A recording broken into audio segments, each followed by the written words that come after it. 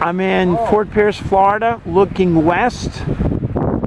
Sunday morning, I want you to see this front line. Look at this big cloud coming in.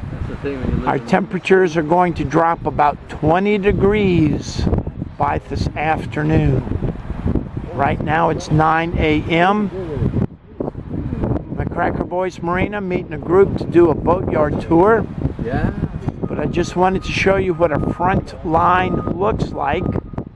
When you can see it, you might hear the wind picking up.